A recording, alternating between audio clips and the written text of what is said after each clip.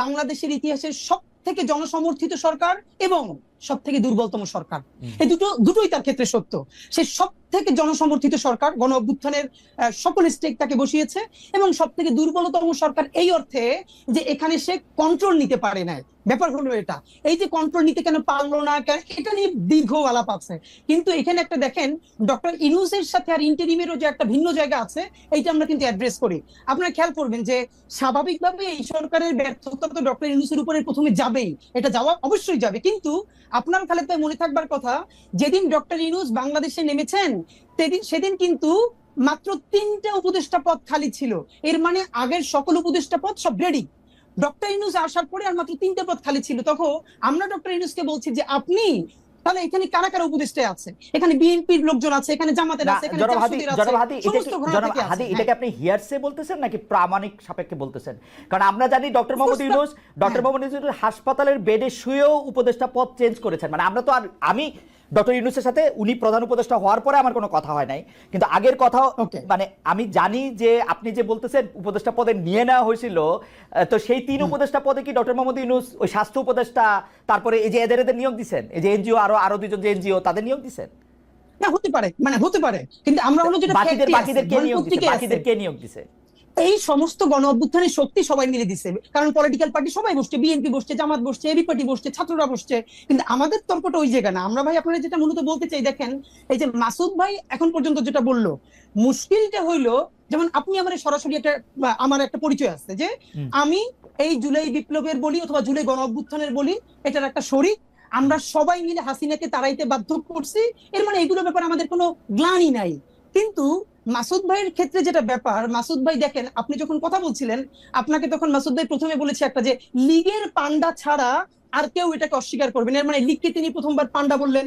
এইটা শুনে তো দর্শকরা খুশি হবে। একটু পরে যে কাজটা মাসুদ ভাই করেছেন, ওইটাই হলো বাংলাদেশের জন্য সামনে।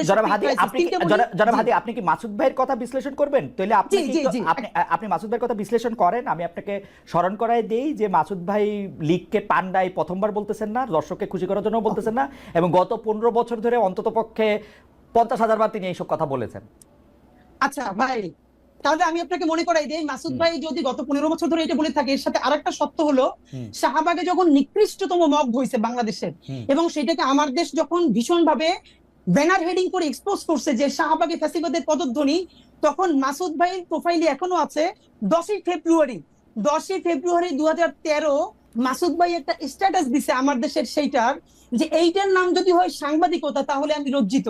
এর মানে যেই শাহবাগ বাংলাদেশের বিচার ব্যবস্থা ধ্বংস করছে, রাষ্ট্র ধ্বংস করছে, পুরো সিস্টেমকে কোলাপস করছে, সেইটাকে যে পত্রিকা এক্সপোজ করার পরে পত্রিকার সম্পাদক জেল খাটছে, মাথা তার উড়ে দিছে। কিন্তু আপনাকে আমি আরেকটু মানে একটা সেন্টিমেন্টাল জার্নি করাই। আমার দেশ পত্রিকা কিন্তু শাহবাগের এই আন্দোলনকে সমর্থন করেছে। আপনি 2013 সালের 6 ফেব্রুয়ারি, 7 ফেব্রুয়ারি, 8 ফেব্রুয়ারি পত্রিকা দেখেন। 9 ফেব্রুয়ারি বা 10 ফেব্রুয়ারি, আমার আপনার মতো এত শার্প ব্রেন না, কিন্তু 9 ফেব্রুয়ারি এসে তারা এটাকে প্রতিধ্বনি বলেছেন, ফেসিবাদের প্রতিধ্বনি হোক, যে প্রতিধ্বনি বলেছেন সেটা বলেছেন। এখন ঘটনা হইতেছে যে আমরা সাংবাদিকতা ছাত্র ভাই, আমরা কোনো একটা পত্রিকার রিপোর্টে যখন একটা অবজেক্টিভ জায়গা থেকে যখন একটা সাবজেক্টিভ জায়গা নেওয়া হয়, আমরা আমাদের প্রাইভেট ওয়ালে মাসুদ ভাই জবাব মাসুদ ভাই দিবেন, মাসুদ ভাই আমার থেকে, মানে আমি মাসুদ ভাই একদল করি এরকম ব্যাপারটা না। কিন্তু আমরা যখন কোনো কিছু সাবজেক্টিভ, মানে এটা আমাদের ট্রেনিং ভাই, কোনো কিছু যখন অবজেক্টিভ জিনিসটা যখন সাবজেক্টিভ হইতে দেখি, আমরা এটাকে প্রতিবাদ জানাবো। এবং আমরা কিন্তু প্রথম আলোর মন্তব্য প্রতিবেদনেরও প্রতিবাদ জানাতে দেখছি যখন এটা অবজেক্টিভিটির জায়গা থেকে সেটা সাবজেক্টিভিটিতে গেছে। একই খালেদ ভাই, এই আলাপটা হলো পলিটিক্যাল কারেক্টনেসের জায়গা। মাসুদ ভাই তো শুধু সাংবাদিক না, মাসুদ ভাই মূলত যেটা করে এটা অ্যাক্টিভিজমই করে, এটা তো সমস্যা না। পৃথিবীর বহু বড় সাংবাদিকরা প্যারালালি সাংবাদিক এবং অ্যাক্টিভিস্ট, কোনো সমস্যা নাই। কিন্তু সমস্যা হলো মাসুদ ভাই যখন এই যে শাহবাগের প্রতিধ্বনি যখন আমার দেশ বলে, এইটা যদি সাংবাদিকতা হয়, তাহলে মাসুদ ভাই যখন লজ্জা পায়, সেই মাসুদ ভাই এইমাত্র যেটা করলো, সেই লীগকে পান্ডা পইলে পরের লাইনে বলতেছে যে আগের সরকারের চেয়ে ভালো চালাতে পারছে, এই সরকারের হাজারটা সমস্যা আছে, আমরা বলবো এই সরকারের দায়ও বাংলাদেশের সকল জনগণের, যে যা যা পারবে না। কিন্তু আপনি কি এটাকে কোনোভাবে গত ফ্যাসিবাদী আমলের সাথে তুলনা করতে পারবেন? কেন তুলনা করলে কি হবে? আমি বলবো হাসিনা ফেসিবাদী সরকার ছিল, কিন্তু এই সরকার ফেসিবাদী না, কিন্তু হাসিনার চেয়ে অর্থনৈতিক বা রাজনৈতিকভাবে ভালো চালাইছে কি খারাপ চালাইছে। আমি যদি দেখি হাদি, আপনি আমাকে বলেন, কালকে আসিফ মাহমুদ সজীব ভুঁইয়া আমার অনুষ্ঠানে এসে বলছে যে এই সরকারের ভিতরে সরকার তার বিরুদ্ধে ষড়যন্ত্র করতেছে, এটাকে আমি কি বলবো, ভালো বলবো? না না, আমি বলবো ও আইসা বলছে যে ডিজিএফআই তার জায়গা থেকে ছবি তুইলা এজেন্সি করে বিদেশে পাঠাইতেছে, আমি এটাকে ভালো বলবো এই সরকারকে? যখন আমি জানি যে ডিজিএফআই হচ্ছে, যখন আমি জানি যে ডিজিএফআই হচ্ছে ডক্টর মোহাম্মদ ইউনূসের আন্ডারে। খালেদ ভাই, এই সরকারের সবথেকে বেশি সমালোচনা ইনকিলাব মঞ্চের চেয়ে বেশি কেউ করে নাই। শব্দ ধরে ধরে, বাক্য ধরে ধরে গত একটা বছর আপনি জাস্ট পত্রিকা দেখেন, আপনি মিডিয়া দেখেন, কিন্তু প্রবলেম হলো আপনি যখন ফ্রেমিংটা, আপনি যখন একটু আগে বললো না যে এই যে ভাই একটু আগে বললো যে আপনি যখন জিজ্ঞেস করলেন মাসুদ ভাইকে যে তাহলে এর আগের যে ওই যে বর্তমান যে উত্তরের মেয়র সে যোগ্য না, তাহলে আসলে যোগ্যতাটা কি? তখন ভাই বলল যে ধরে নিচ্ছি তারা চোর, মানে ধরেন খোকা ভাইয়ের কথা বলেছে, আদিক সাহেবের কথা বলেছে, এর মানে মাসুদ ভাই বলছেন ধরে নিচ্ছি চোর, এর মানে কি চোর ধরে নেওয়া লাগবে, তারা চোর না?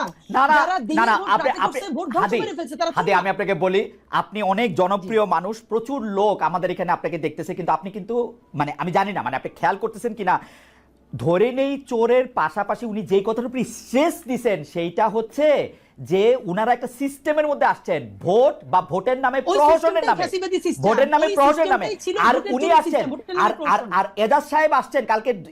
কালকে আসিফ মাহমুদ সজীব ভাই বলছে যেটা সরকারের উপদেষ্টা পরিষদ সিদ্ধান্ত নিয়েছে আমাকে দিয়ে, মানে আমি এটা এক্সিকিউট করছি মাত্র। এখন খালেদ ভাই, এটা কি আপনার কাছে ভালো সিস্টেম লাগতেছে? হাদি, আমার কাছে ভালো উত্তর আছে, আমার কাছে ভীষণ ভালো উত্তর আছে, আমি দিব না। যদি আমি সরকারের স্পোক্স পারসন হইতাম আজকে, আমি যদি শফিক ভাই হইতাম অথবা আমি যদি এনসিপির মুখপাত্র হইতাম, তাইলে আমি উত্তরগুলো দিতাম। কিন্তু আমি যেহেতু ইনকিলাব মঞ্চের মুখপাত্র, এই সরকারের আমি তো হাজারটা ক্রিটিক করি, সুতরাং আমি তাকে ডিফেন্ড করব না।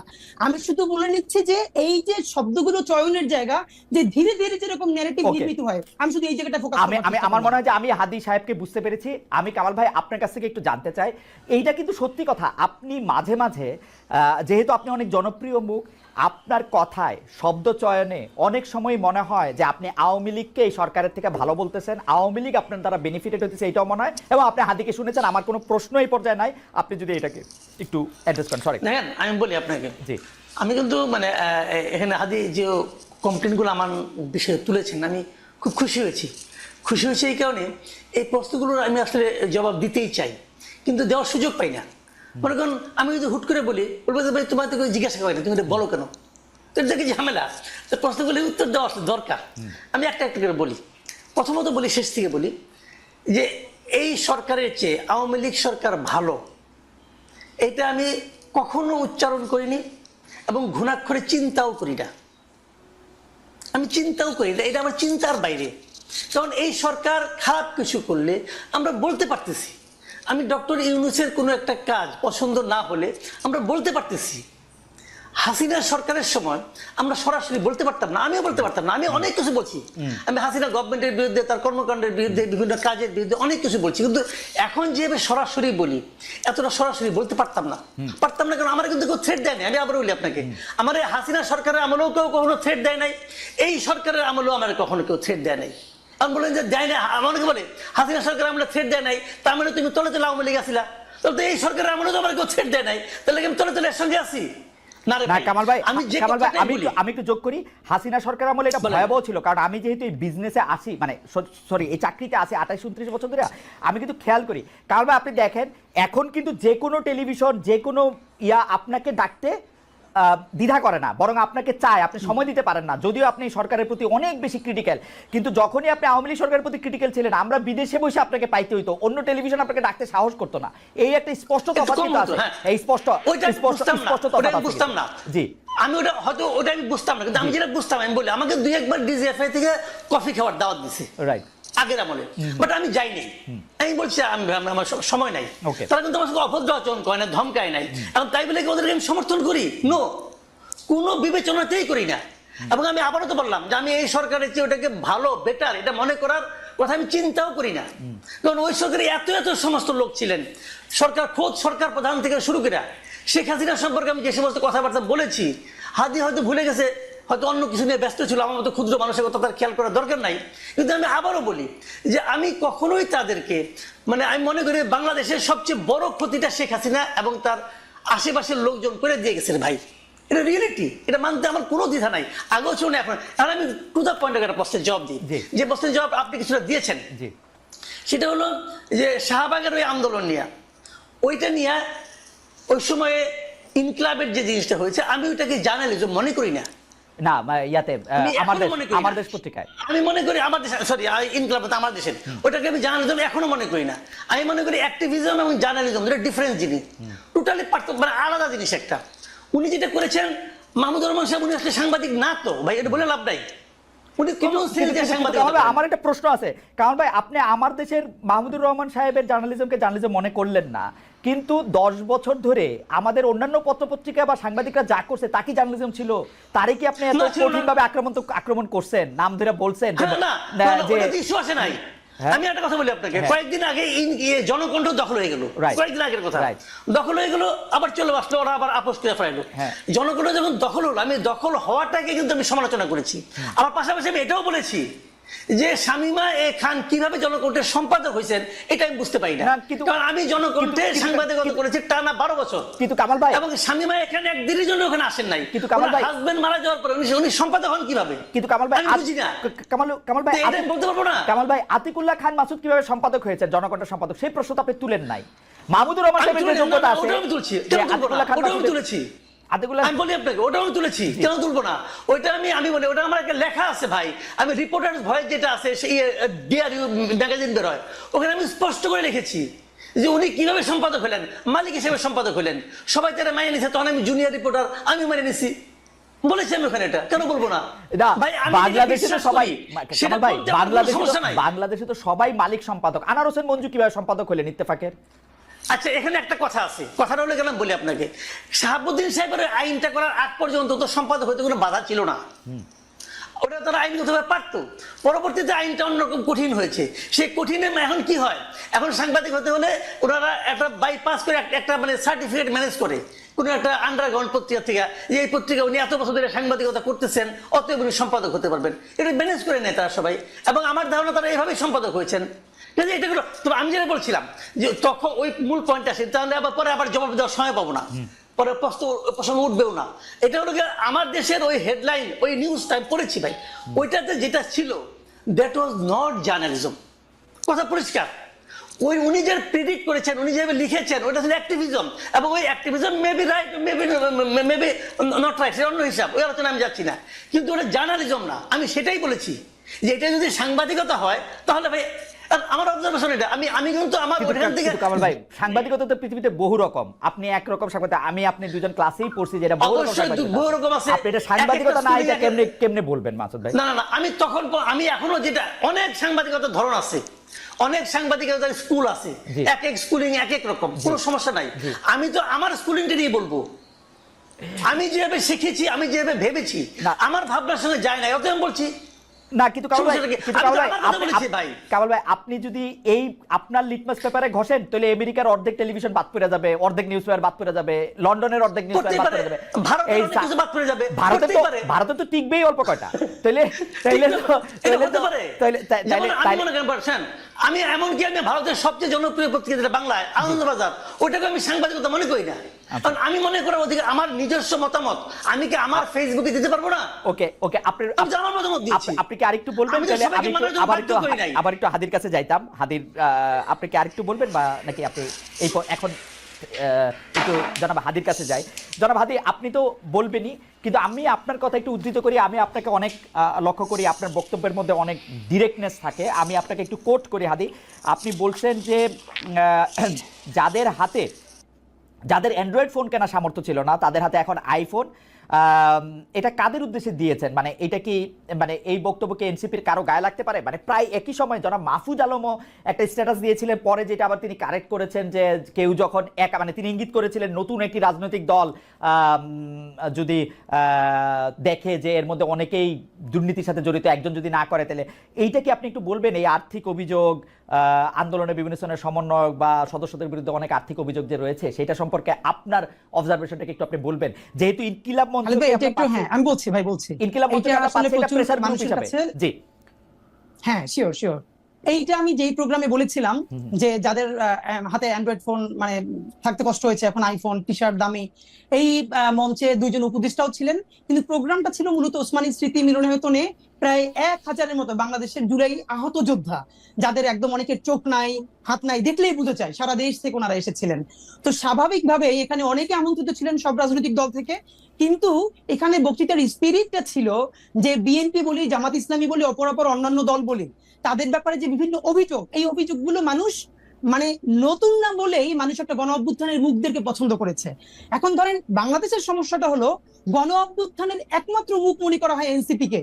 না রে ভাই, এনসিপি ছাড়াও যারা এনসিপি তে যোগ দেয় না, এরকম আরো অনেকগুলো স্টেক হোল্ডার আছে যারা পলিটিক্স করতেছে না, সরাসরি পার্টিতে জয়েন করে না, কিন্তু গণ অভ্যুত্থানের বিশাল শক্তি। তো আমরা যেটা স্পষ্ট করে বলি যে যেই ছেলেটা যেই মেয়েটা আন্দোলনের প্রধান মুখ ছিল বা ছোট করেও ছিল, তাদের যদি ছোট নৈতিক পদস্খলন ঘটে, এটা আমাদের রক্তক্ষরণ হয়। এর কারণ হলে মানে কি, আমরা এটা বলেছি বিএনপি চাঁদাবাজি করতে পারবে, জামাত করতে পারবে, বা অন্যান্যরা করলে সমস্যা নাই, তোমরা করলে সমস্যা না, এটা আমরা স্পেসিফিকলি শুধু এনসিপি কেও বলি নাই। আমরা বলেছি যে মুখগুলোর দিকে তাকিয়ে বাংলাদেশে, ভাই আমি এখন আপনার সাথে যেখানে শো করছি, এই সামনের রাস্তায় আমি 8 এর বাচ্চার জানাজা পড়েছি, এই জুলাইয়ের সময় 8 এর বাচ্চার জানাজা পড়েছি।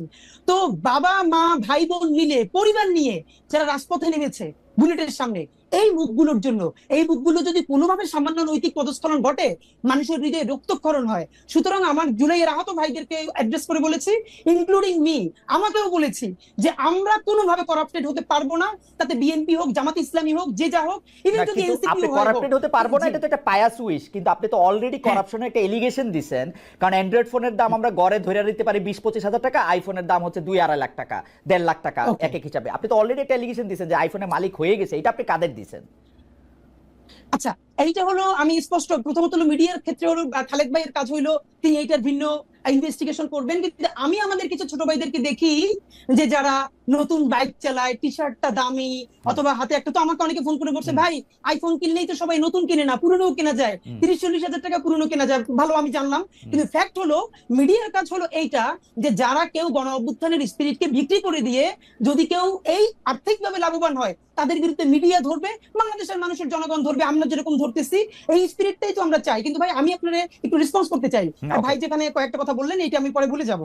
এক নম্বরে হলো ভাই যেটা বললেন যে মাহমুদুর রহমান সাংবাদিক না, আমি খালেদ ভাইয়ের কাছে বিনীতভাবে জানতে চাই, মাসুদ কামাল ভাইয়ের কাছে জানতে চাই, বাংলাদেশের যে সাংবাদিকতার নীতি নৈতিকতা আছে বা নীতিমালা নিশ্চয়ই আছে, পিআইবি আছে, প্রেস ক্লাব আছে, আর অন্যান্য যে মিডিয়া আছে, মানে প্রতিষ্ঠান আছে, এইখানে এক্স্যাক্টলি এই সাংবাদিক হয়ে ওঠার যে নিয়ম, এইখানে কি কি নীতিমালা আছে, যে নীতিমালা মাহমুদুর রহমান ভায়োলেট করে আমার দেশের সম্পাদক হয়েছেন। নাম্বার 2, মাহমুদুর রহমান আমার দেশের সম্পাদক হওয়ার বহুদিন আগে থেকে বিবিসি বাংলার সাবেক বড় সাংবাদিক এবং বাংলাদেশের প্রতিষ্ঠিত সাংবাদিক আতাউস আমাদের মতো মানুষ, যিনি আমার দেশের দীর্ঘদিন উপদেষ্টা সম্পাদক ছিলেন, তার পাশে বসে বসে কাজ শিখেছেন। নাম্বার 3, আমার দেশ তিনি কোনোদিন দখল করেন নাই, তাকে সবাই মিলে আমার দেশ দিয়েছে যে প্লিজ আপনি চালান, পত্রিকাটা বন্ধ হয়ে গেছে। নাম্বার 4, খালেদ ভাই আপনাকে একটা বলা দরকার, মাসুদ ভাই যেটা বলেছেন যে এই কথাটা মিলে গেছে আওয়ামী লীগের অ্যাপিলেট ডিভিশনের বিচারপতিদের মতো। কিরকম?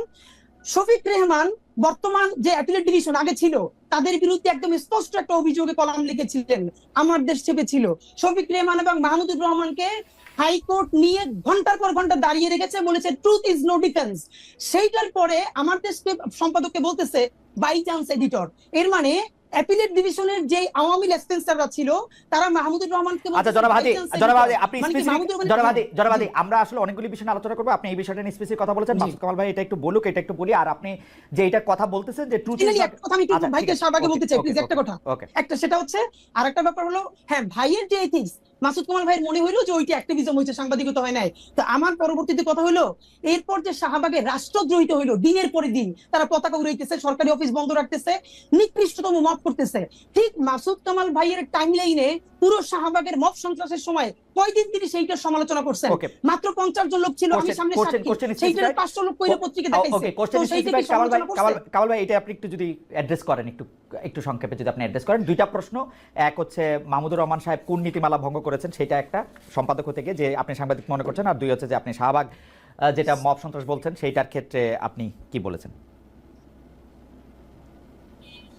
মানে বিষয়টা হলো কি, উনি একজন সিনিয়র মানুষ, উনি আগে সরকারের আমলে মানে বিএনপি গভর্নমেন্টের আমলে উপদেষ্টাও ছিলেন, কিন্তু জ্বালানি বিষয়ে উপদেষ্টা ছিলেন। রাইট, বিনিয়োগ বোর্ডে হ্যাঁ, আমি তখন আমার দেশে ছিলাম, আমি তো আমার দেশে চাকরি করছি ভাই। আমার দেশের শুরুটা তো হয়েছে আমাদের হাত দিয়ে। যারা আমার দেশ শুরু করেছে তাদের মধ্যে আমি একজন। আমার দেশে আমি 3 বছরের উপরে চাকরি করেছি। আমি চলে যাওয়ার পর এখানে জামাতের কিছু মালিকানা ঢুকলো এবং তারপর আমার দেশে মাহমুদুর রহমান সাহেব আসলেন। আতাউর সামাদ স্যার, উনি আমার টিচার এবং ওনার সঙ্গে বসে আমিও কাজ করেছি, কাজে এটা নিয়ে কোনো আপত্তি নাই। বাট একটা জিনিস হলো কি, আমার দেশের সম্পাদক হওয়ার আগ পর্যন্ত আমি জানতাম না যে মাহমুদুর রহমান সাহেব সাংবাদিকতা করেছেন। আমি জানতাম উনি সরকারের উপদেষ্টা ছিলেন, আমি জানতাম উনি মুন্নু সিরামিক্সের সঙ্গে চাকরি করতেন, আমি জানতাম এগুলো। শাহিনপুকুর সিরামিক্সের সিইও ছিলেন উনি। সরি, মুন্নু সিরামিক্স না, শাহিনপুকুর ছিলেন, মুন্নু ছিলেন। উনি মুন্নু সিরামিক্সের তো মালিকের মেয়ের জামাই। মুন্নু থেকে উনি শাহিনপুকুরে আসছেন। শাহিনপুকুর সিরামিক্সটা উনার হাত দিয়ে করা। মানে সালমান রহমানের প্রতিষ্ঠান। জি, সালমান রহমান। হ্যাঁ, উনি সালমান রহমানের প্রতিষ্ঠানে ছিলেন, চাকরি করতেন। তো তারপরে সরকারের উপদেষ্টা হয়েছিলেন। তো এর মধ্যে উনি সাংবাদিকতা কবে করেছিলেন আমি জানি না ভাই, হাদি জানতে পারে। আর আতাউর সামাদ যার পাশে বসে, আতাউর সামাদের পাশে বসে আমরা কাজ করেছি, আতাউর সামাদের আমি ক্লাসও করেছি ভাই, বিভিন্ন রকম, যাক সেটা অন্য হিসাব। তো হতে পারে, তারপরেও হতে পারে, মালিক হলে অনেকে হয়ে যায়, তো সেটা হতে পারে, মানতে পারে, অনেকে মানতেও পারে। বাট আমার কাছে ওনাকে আমি এইভাবেই মূল্যায়ন করি। রাইট, আমি মনে করি উনি পেশাদার সাংবাদিক ছিলেন না, আগে কোনোদিন পেশাদার সাংবাদিক নয়, একবারে সম্পাদক হয়েছেন। বাট এটা আমার পছন্দ না, আমি কি করবো ভাই? আচ্ছা, এটা গেল একটা। আপনি অন্য অন্যায়ের বিরুদ্ধে প্রতিবাদ করেছেন কিনা? শাহবাগে একটা রাষ্ট্রদ্রোহিতা হয়েছে, সেটার বিরুদ্ধে প্রতিবাদ করেছেন কিনা? আপনার ফেসবুক স্ট্যাটাস দিয়েছেন। মানে রাষ্ট্রদ্রোহিতাটা কখন, মানে ওই সময় যেটা হয়েছিল ওইটা, যখন হচ্ছে আইন চেঞ্জ করে আবার একটা ফাঁসির। আচ্ছা, আমি এটা বলি, ওই সময় আমি একটা কথা, একবার একটা আর্টিকেল লিখেছিলাম এক জায়গায়। সেই আর্টিকেলটা কি আমি একটু আপনাদের বলি। আমি বললাম যে শাহবাগে যে এই যে এত লোক এখানে আন্দোলন করতেছে, আন্দোলনটা কেন? আন্দোলনটা হলো কাদের মোল্লার বিরুদ্ধে একটা রায় যেটা হয়েছে, সেই রায়ের আপত্তি। রায়টা কে দিয়েছে? একজন বিচারক দিয়েছে। তাহলে ভুলটা করলে কে করছে? কাদের মোল্লা করছে না ওই বিচারক করছে? বিচারক করছে, অবশ্যই ওই বিচারক করছে। ওই বিচারকটা কে, কেউ নাম জানে? আমি এই প্রশ্নটা করেছিলাম। এই যে এখানে এত লোক আছে, তারা তো ওই বিচারকের বিরুদ্ধে স্লোগান দিচ্ছে না। ভাই শুনেন, আমি কোনো পলিটিক্স করি না, 1 নাম্বার। আমি কোনো দল করি না, কোনো দলের প্রতি আমার কোনো অনুরাগ কিংবা বিরাগ নাই।